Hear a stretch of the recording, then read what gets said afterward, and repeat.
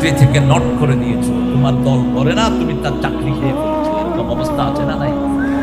হ্যাঁ, মরে দেখ তুই মর, টের পাবি। একজন হিন্দু আপনার বাড়ির পাশে, সে যদি না খেয়ে মারা যায়, আপনি মুমিন হইতে পারবেন? আপনি খবর নেবেন না, রাসূলের দিকে তাকিয়ে দেখেন। রাসূল সাল্লাল্লাহু আলাইহি সাল্লাম আসতে যাইতে দুই পাশের সবার খবর নিতেন। মসজিদে যেতেন এক রাস্তায়, আসতেন আরেক রাস্তায়, দুই পাশে খবর নিতেন। রাস্তায় যারা বসে থাকে তাদের খবর নিতেন। সব নামাজে তিনি এই কাজ করতেন। রাহমাতাল লিল আলামিন। ঈদে বেশি, ঈদের নামাজ পড়িয়ে আসতেছেন, দেখে যে রাস্তার পাশে বাচ্চা একটা বসে আছে, কাঁদছে। বলছে লিমা তাবকি, কাঁদছো কেন? ইয়া রাসূলুল্লাহ, আজকে ঈদের দিন, আমার আব্বাও নাই আম্মাও নাই। ধরে তাকে উঠিয়ে আনলেন, এনে আয়েশাকে বললেন, আয়েশা তাআলে, তুমি ঘরের ভিতরে আসো। এক পাশে তিনি বসতেন, আরেক পাশে মা আয়েশা, আমাদের প্রিয় মা আয়েশাকে বসালেন। মধ্যখানে শিশুটাকে বসিয়ে বলছেন, আমি তোমার বাপ, আয়েশা তোমার মা, এখন তোমার কেমন লাগছে? শিশুটা হেসে দিয়েছে, দৌড় মেরে বলছে, আমি সফল, আমার আজকে ঈদ পরিপূর্ণ হয়েছে। রাসূল আমার আব্বা হয়েছে, মা আয়েশা আমার মা হয়েছে। হাত কাটা গেছে, ছোট্ট কৃষ্ণাঙ্গ শিশু। রাসূল সাল্লাল্লাহু আলাইহি ওয়াসাল্লাম তাকে তুলে আনলেন, নিজের রহমতের হাতে চাপ দিলেন, তার জায়গাতে রক্ত পড়া বন্ধ হলো। আয়েশাকে বললেন, আয়েশা একটা নেকড়া নিয়ে আসো। নেকড়া, নেকড়া বুঝলেন? তেনা, নেতার উল্টোটা কি? হ্যাঁ, যারা ইসলাম মানে না তারা কি তেনা? তারা কি তেনা? যারা ইসলাম মানে তারা কি নেতা? যারা নামাজ পড়ে তারা নেতা। যারা কোরআন মানে, আমলে সালেহ করে, আল্লাহ বলছেন উলাইকা হুম খায়রুল বারিয়া, এরা সৃষ্টির সবচেয়ে শ্রেষ্ঠ মানুষ। আর যারা কাফের, কুফরি করে, নামাজ পড়ে না, রোজা রাখে না, হজ নাই, যাকাত নাই, পর্দা নাই, উলাইকা হুম শাররুল বারিয়া, এরা সৃষ্টির সবচেয়ে নিকৃষ্ট মানুষ। কার কথা? আল্লাহর কথা। নেকড়া নিয়ে আসো। নেকড়া আনতে দেরি হলো, রাসূল নিজের লালা লাগায় তারা করবে, সাথে সাথে আঙ্গুলের রক্ত পড়া বন্ধ। ছেলে হেসে দিয়েছে, রাসূল সাল্লাল্লাহু আলাইহি ওয়াসাল্লাম চোখটা মুছে তাকে বিদায় করে দিয়েছে। এটা শুধু বাহিরের লোকদের ব্যাপারে না। মা সাফিয়া বলছেন, আমরা 11 জন বিবি ছিলাম রাসূলের, কারো চোখে পানি আসে মাটিতে পড়ার আগে, ওই পানিটা রাসূলের হাতে পড়ত। কি খবর নিতেন? আমরাও স্বামী বউ একটারে কন্ট্রোল করতে দাম শেষ। হ্যাঁ, এখন তো মাশাআল্লাহ সবার হাতে একই বিছনায় শুয়ে, বউ একদিকে, জামাই আরেক।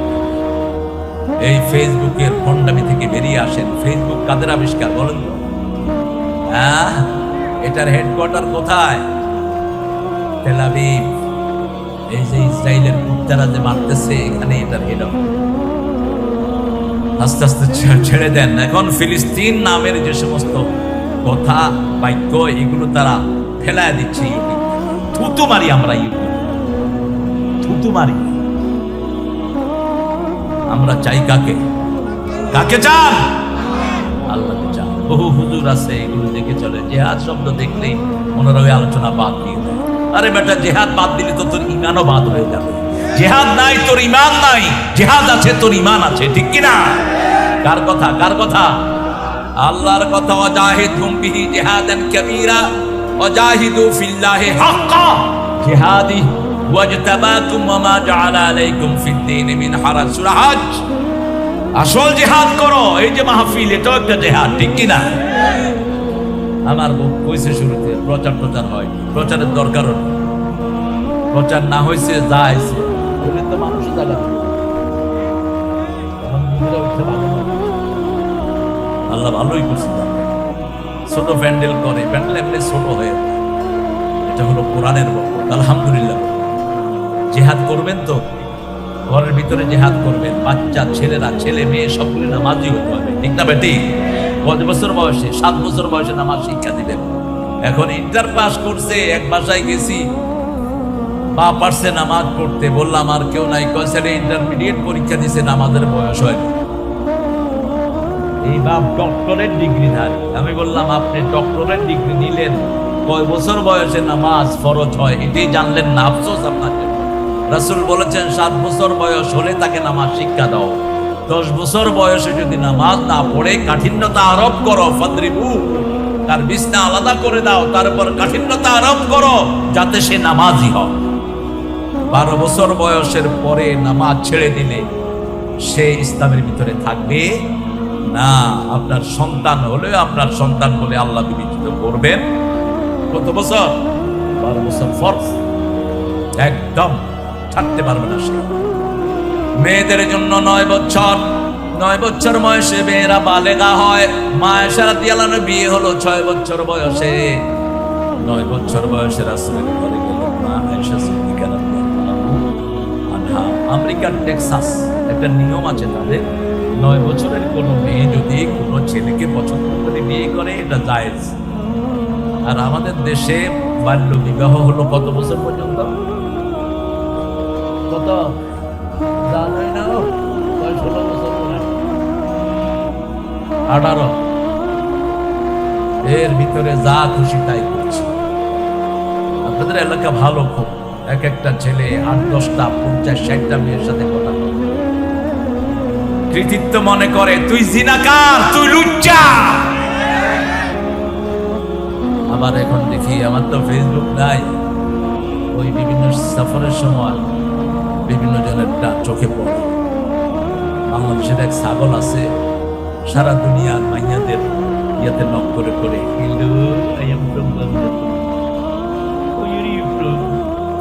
এই করতেছে।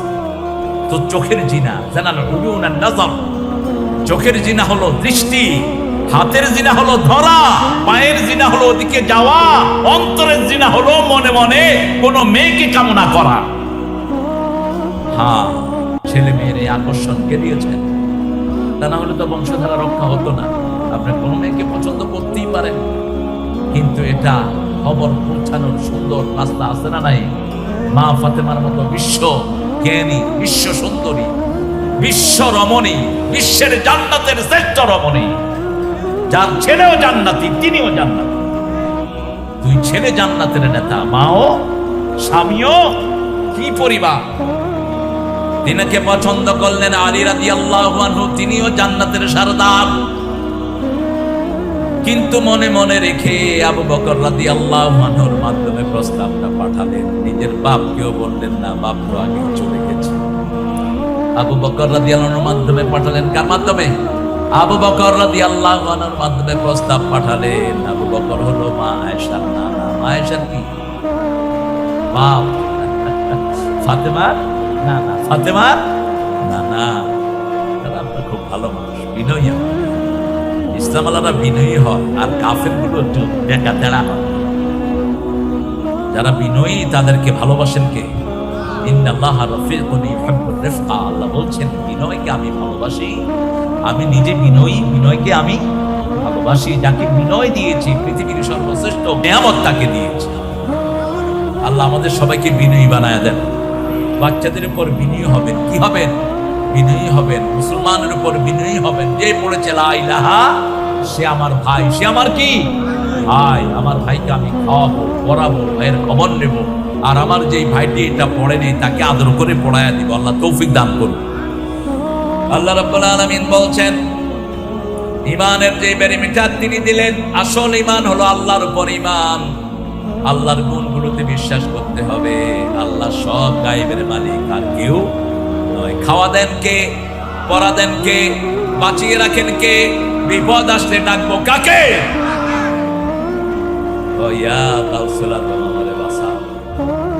তুইও গোমরা, যাকে ডেকেছিস সেও কিছুই করতে পারবে। কে বাঁচাবে? তো বাঁচানোর মালিক কে? আল্লাহর সিফত গুলো জানে না। এজন্য বিভিন্ন মাজারে দৌড়ায়, এজন্য দৌড়ায়। ওই যে আমাদের কেউ কেউ বলেন দুর্গা আসলে নাকি আমাদের শান্তি আসবে। আরো আসতে কন্যা নাউজুবিল্লাহ। এই মূর্তিগুলোর কিছু করার ক্ষমতা, এরা তো নিজের জন্যই কিছু করতে পারে। লা ইয়ানফা লা ইউসমা ওয়ালা ইউবসির। চোখেও দেখে না, কানেও শুনে। সব সময় আমাদেরকে শুনেন কে?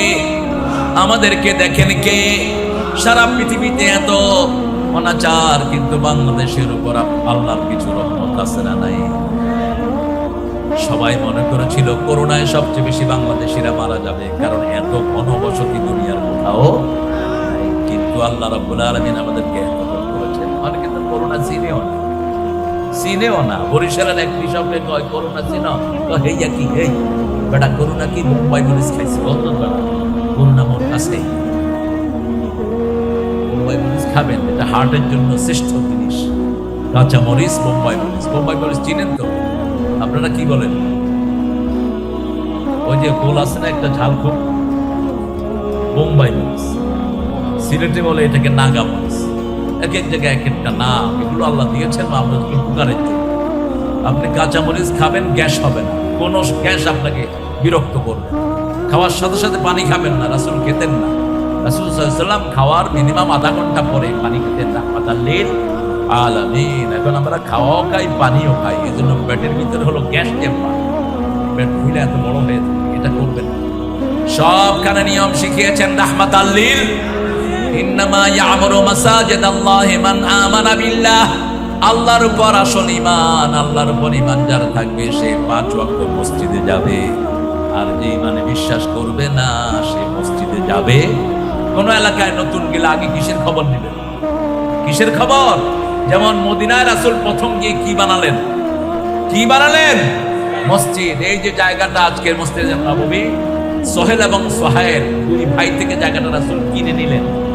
কিনে নিয়ে খেজুর পাতার ছাউনি দিয়ে মসজিদ করলেন। ফ্লোরটা ছিল বালু। ফ্লোরটা কি? বালু। আগের মসজিদ ছিল কাঁচা, মুসল্লি ছিল। এখন মসজিদ গুলো পাকা, মুসল্লি গুলো কাঁচা। নামাজই জানে না। আজকে সকালে একজন লোক এসে বলছে, স্যার এক মসজিদের মুতাল্লি হয়েছেন, ওই এলাকার সবচেয়ে বড় ঘুষখোরকে বানাইছে মসজিদের মুতাল্লি। ও নামাজও পড়ে, ঘুষও খায়। বুঝতে হবে তার নামাজ হয় নাই।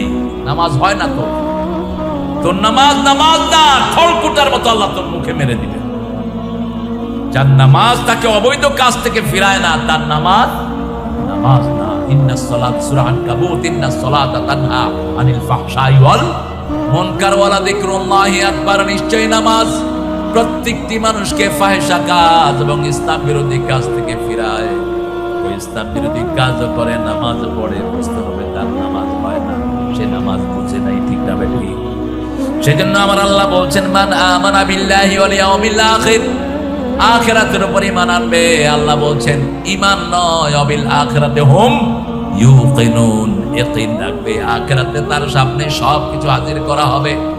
যেমন ওই মহিলা সাহাবী, এত ভাবে তার তওবা কবুল হলো। রাতের অন্ধকারে জিনা করেছেন, স্বামী নাই, স্বামী বাহিরে গেছেন। আমাদের এরকম অনেক স্বামী আছে না নাই? বিদেশে স্বামী পড়ে থাকেন বছর জায়েজ নাই।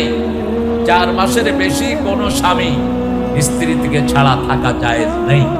কয় মাস? 4 মাস। রেফারেন্সটা লিখে নেন, 126 নম্বর আয়াত সূরা বাকারা। 100 না 226, 226। তারাব্বুসু আরবাআত আশহুর। এই ছেলেরা গাছের নিচে কিসের আড্ডা মারো? ওই যে দেখেন আড্ডা মারতেছে,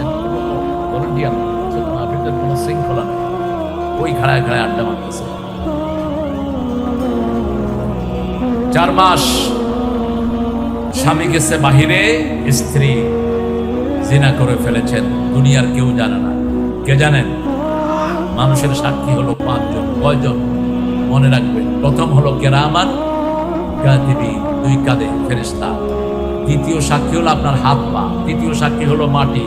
ইয়াউমাইযিন তুহাদ্দিসু আখবারাহা। মাটির উপরে যে বসে আছেন, মাটি আপনাদের জন্য কথা বলবে। সুবহানাল্লাহ।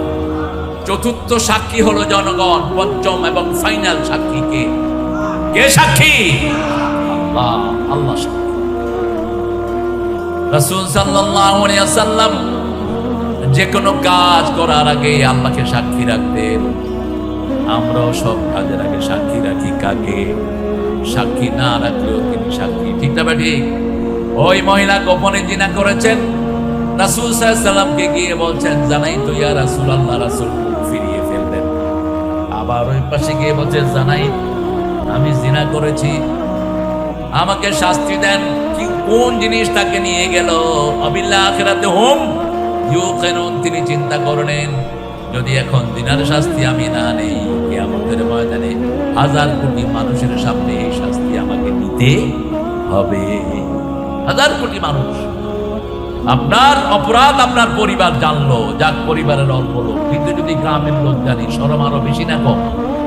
এরপরে থানার লোক জানলে লজ্জা আরো বেশি না কম? সারা দেশের লোক জানলে লজ্জা আরো বেশি না কম? সারা দুনিয়ার লোক জানলে লজ্জা বেশি না কম?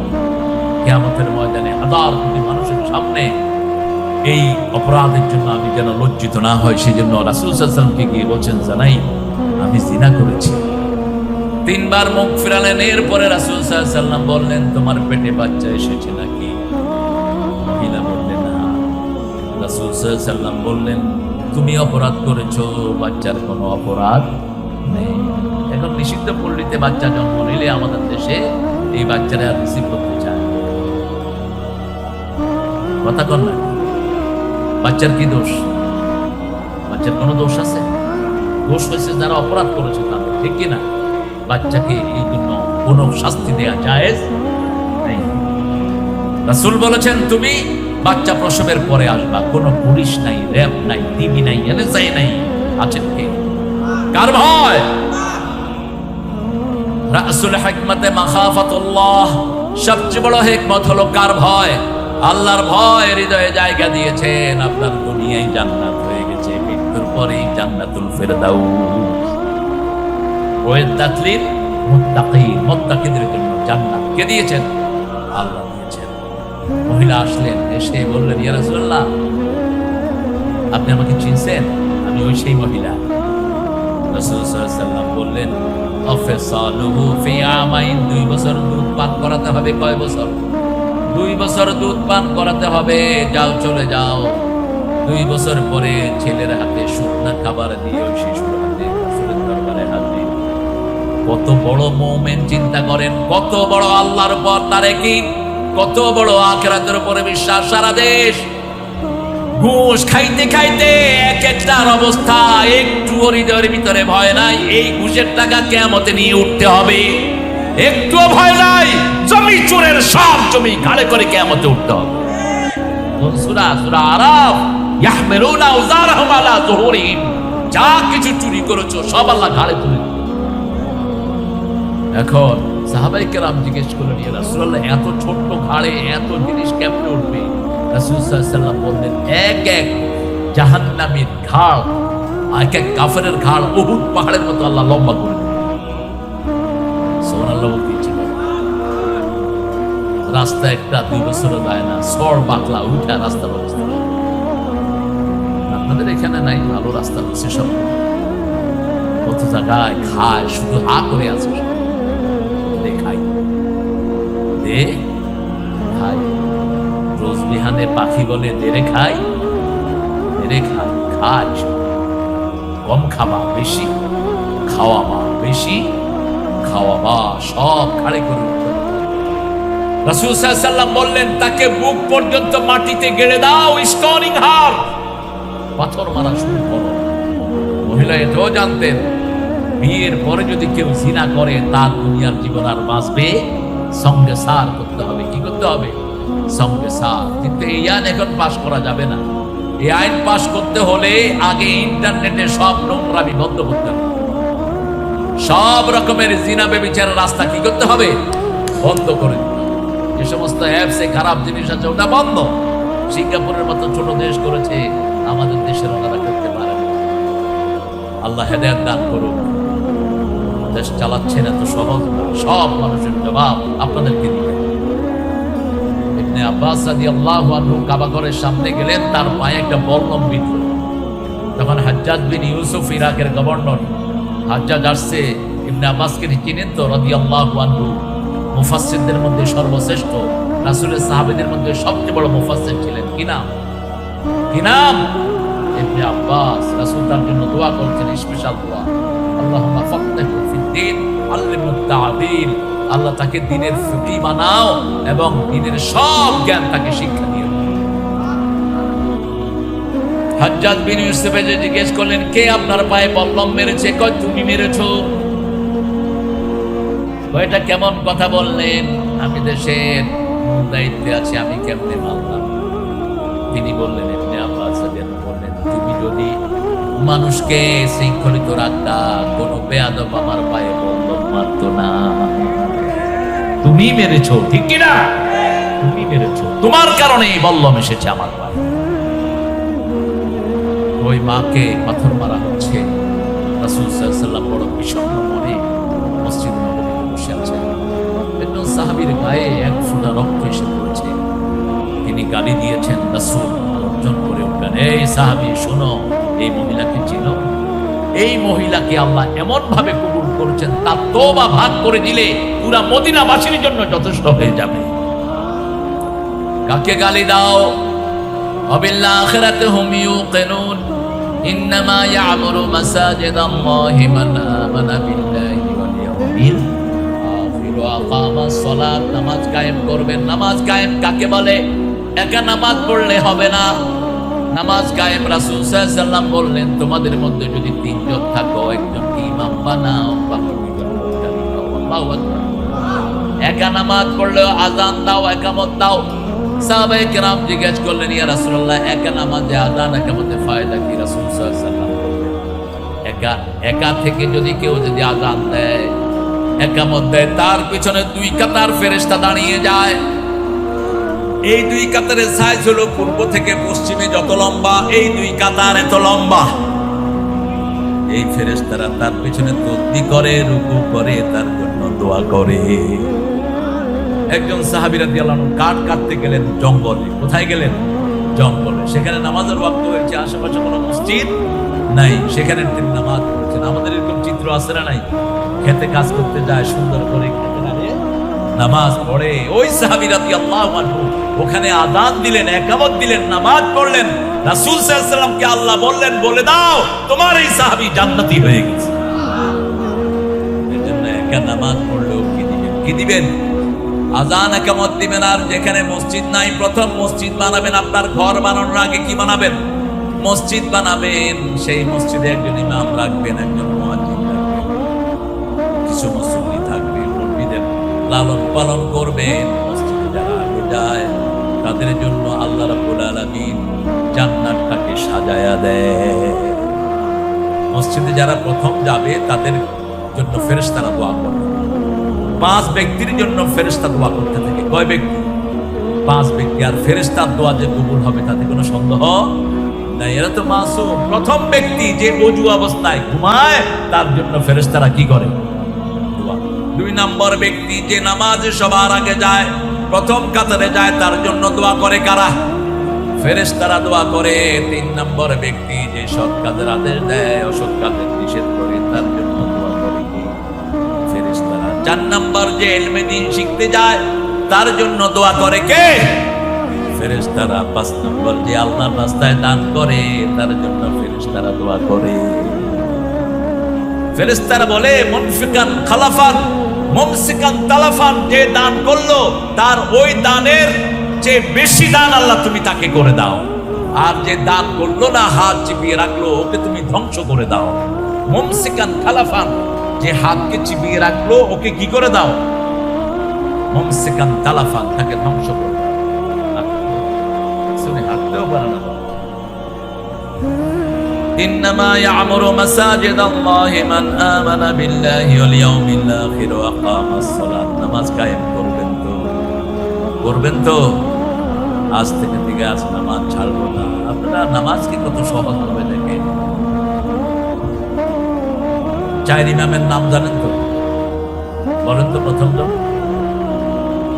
আবু হানিফা, 2 নম্বর ইমাম মালিক, 3 নম্বর আহমদ ইবনে শাফি, 4 নম্বর আহমদ ইবনে। এই 4টা মাযহাব, এই 4 ইমামই সহিহ তরিকায় ছিলেন। 4 ইমামের 3 জন বলছে, যারা ইচ্ছা করে নামাজ ছেড়ে দেয়, ওকে হত্যা করে দাও। জাস্ট কিলিং, তাকে হত্যা করে দাও। কালেমা পড়ার পরে যাদের নামাজ পড়ে না, এদের মধ্যে কালেমা থাকে। হুজুর ইমান মজবুত আছে, নামাজ পড়ি না, কিন্তু তো ইমানই কিসের ঈমান তো? এই জন্য সূরা বাকারার শুরুতে আল্লাহ বলেন আল্লাযীনা ইউমিনুনা বিল গায়বি ওয়া ইউকিমুনাস সালাতা ওয়া মিম্মা রাযাকনাহুম ইউনফিকুন। ঈমান আনবে, গায়বের প্রতি ঈমান আনার আলামত হলো নামাজ কায়েম করবে। নামাজ কবুল হওয়ার আলামত হলো নামাজের পরে আল্লাহর রাস্তায় দান করবে। আল্লাহর রাস্তায় দান করবে। দানের হাত একদম সংকুচিত, দান করে না, নিজের টাকা নিজেই উড়ায়, নিজে কত কিছু করে। সিঙ্গাপুরে গিয়ে বাজার করে বাচ্চার বিয়াতে, ওলার মুসলমানিতে থাইল্যান্ডে গিয়ে বাজার করে। এরকম পোড়া কপাইল্লা আছে না নাই? একটু সর্দি হলেই তিনি সিঙ্গাপুর চলে যাচ্ছেন, আর আপনার বাড়ির পাশে মেয়েটা খেতে পায় না, হোক সে হিন্দুর মেয়ে, তার একটা ভালো কাপড় নাই, তোমাকে আল্লাহর আদালতে আসামির কাঠ গড়ায় দাঁড়াতে হবে। ফি আমওয়ালিহিম হাক্কুল লিসাইলি ওয়াল মাহরুম। প্রত্যেক মানুষের অধিকারে ভিক্ষুক এবং বঞ্চিতের জন্য অধিকার রেখেছেন কে? আপনার সম্পদ আপনার না। অকসদ ফি মাসিক, মধ্যম পন্থা অবলম্বন করবেন সবসময় চাল চলনে। আপনার টাকা না, এই টাকাগুলো আল্লাহ আপনাকে দিয়েছে পরীক্ষা করার জন্য, ঠিক কিনা? পরীক্ষার জন্য। নামাজ কায়েম যারা করে, আল্লাহ রাব্বুল আলামিন বলছেন যারা নামাজ কায়েম করে, 5 ওয়াক্তের মসজিদে যারা যায়, নবী আপনি বলে দেন ফাস্তাশহাদু বিল ঈমান, এরাই হলো ঈমানদার। এরা কি ঈমানদার? এশার নামাজ যে পড়েছে, রাতের অর্ধেক সওয়াব আল্লাহ তাকে দান করে দিয়েছেন। জামাতে যে এশার নামাজ পড়েছে, অর্ধেক রাত পর্যন্ত ঘুমিয়ে থাকবে, কিন্তু তার আমল নামায় লেখা হবে সে নামাজে আছে।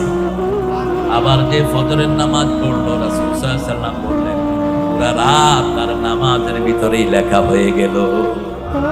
রাসূল সাল্লাল্লাহু আলাইহি ওয়াসাল্লাম বলছেন একজন লোক যখন ঘুমাতে যায়, শয়তান তার মাথায় 3টা গিট মারে। কয়টা গিট? গিট বুঝেন তো? গিটের আপনারা কি করেন? 3টা গিট মারে। যখন লোকটা ঘুম থেকে উঠে বলে লা ইলাহা ইল্লাল্লাহু মুহাম্মাদুর, একটা গিট কি হয়? খুলে যায়। যখন ওযু করে দ্বিতীয় গিট খুলে যায়। যখন নামাজে দাঁড়ায় তৃতীয় গিট খুলে যায়। তখন আল্লাহ তার উপর খুশি হয়ে যায়। আল্লাহ আমাদের সবার উপর আপনি খুশি হয়ে যায়। এসা পড়ছেন তো সবাই? আল্লাহ কবুল করুন। 5 ওয়াক্ত নামাজ আর ছাড়বো না। রাজি আছি তো? প্রিয় ভাইরা দেখি হাত তুলে দেখান তো কারা কারা রাজি আছে। আল্লাহ হাতগুলো কবুল করেন। নামাজ পড়লে কি লাভ বলেন তো? ফজর যারা পড়বে, রাসূল সাল্লাল্লাহু আলাইহি ওয়াসাল্লাম বলছেন মান সাল্লা সুবহা ওয়া হুয়া ফি জিম্মাতিল্লাহ, যে ফজর পড়বে আল্লাহ তার দায়িত্ব গ্রহণ করবেন। ওই ফজর পড়া লোককে যদি কেউ মারে, আল্লাহ নিজে বাদী হয়ে তারে জাহান্নামে পাঠায়া দিবে। আল্লাহ জিজ্ঞেস করবে, এই ফজর পড়েছে, আমার জিম্মায় ছিল, তুই তারে মারলি কেন? তুই তার গায়ে হাত দিলি কেন? তার অধিকার নষ্ট করলি কেন? আবার আল্লাহ রাব্বুল আলামিন বলছেন যে 2 ঠান্ডার নামাজ পড়বে, আল্লাহ তাকে জান্নাতি বানায়া দিবে। 2 ঠান্ডার নামাজ, মান সাল্লাল মারদাইন দাখালাল জান্নাহ। 2 ঠান্ডার নামাজ। ঠান্ডার নামাজ হলো ফজর এবং এশা। ফজর এবং এশা। আবার রাসূল সাল্লাল্লাহু আলাইহি ওয়াসাল্লাম বললেন, আবু দাউদ, লাইয়ুলি জান্নার মান সাল্লা ক্বাবলা তুলুই শামসি ওয়া ক্বাবলা গুরুবিহা, আগুন তাকে কখনো স্পর্শ করবে না যে সূর্য ওঠার আগে আর সূর্য ডুবার আগে নামাজ পড়বে। আগুন কখনো তাকে স্পর্শ করবে না। আজকে বেশ কিছু হাদিস পড়ছিলাম ইশাকের নামাজ। কোন নামাজ? ইশাক। ইশাকের নামাজ চিনেন? চাশত যেটাকে বলা হয় ফার্সিতে। ইশাক, ইশাক মানে হলো শুরু থেকে সূর্য ওঠার পরে যখন গরম হতে থাকে, এই সময় থেকে সূর্য একদম মাথার উপরে আসা পর্যন্ত, এটা হলো ইশাকের সময়। রাসূল এই সময় কখনো 2 রাকাত, কখনো 4 রাকাত, কখনো 8 রাকাত নামাজও পড়তেন। আবার রাসূল সাল্লাল্লাহু আলাইহি ওয়াসাল্লাম বলছেন, কেউ যদি জাদু থেকে নিজেকে মুক্ত রাখতে চায়, কালো জাদু থেকে সে যদি মুক্ত থাকতে চায়, তাহলে সে 3টা কাজ করবে। কয়টা কাজ? মাসে 3টা রোজা রাখবে, যেটা রাসূল সাল্লাল্লাহু আলাইহি ওয়াসাল্লাম রাখতেন। রাসূল মাসে 11টা রোজা রাখতেন। কয়টা? আপনি 3টা রাখবেন। কয়টা? এক বর্ণনায় বললেন 13, 14, 15 ইয়াউম বেজের, এই 3 দিনের রোজা আপনি রাখবেন। এই 3 দিনের রোজা যারা রাখবে তাদেরকে সব জাদু টোনা থেকে হেফাজত করবেন কে? আমাদের দেশে এগুলো আছে না নাই? আপনার ভাই আপনার বিরুদ্ধে কালো তাবিজ করে রাখছে, আপনি জানেন না। আপনার ভাই আপনাকে বান মেরেছে, আপনি জানেন না। মনিকের সব গুলে খাচ্ছেন, কিছু হয় না। ঠিক না বেটি? ঘরে ঘরে এগুলো আছে না নাই? জাদুর প্রথম প্রভাব হলো পরিবারের ভিতরে খলদ সৃষ্টি করে দেয়। সূরা বাকারা 102 নম্বর আয়াতের ভিতরে আল্লাহ রাব্বুল আলামিন বলছেন, ইউফাররিকু বাইনাল মারই ওয়া যাওজি, তারা সংসারকে নষ্ট করে দেয়, স্বামী স্ত্রীর মিলকে ধ্বংস করে দেয়। এরা হলো কাফের। এরা কি? কাফের। ইত্তাবিউ মা তাতলু শায়াতিন ওয়া মা কাফারা সুলাইমান ওয়ালাকিন্না শায়াতিনা কাফারু ইউআল্লিমুনা আন-নাসাস সিহর, মানুষকে জাদু শিক্ষা দেয়। রাসূল সাল্লাল্লাহু আলাইহি ওয়াসাল্লাম প্রথম বললেন, যারা ইশাকের নামাজ পড়বে, যারা এই চাষতের নামাজ পড়বে, তাদেরকে এই জাদু থেকে হেফাজত করে দিবেন কে? 1 2 নাম্বার বললেন, যারা ফজরে এবং মাগরিবে সব নামাজের পরে তাসবিহ তাহলিল করবে, তাদেরকে হেফাজত করে দিবেন কে?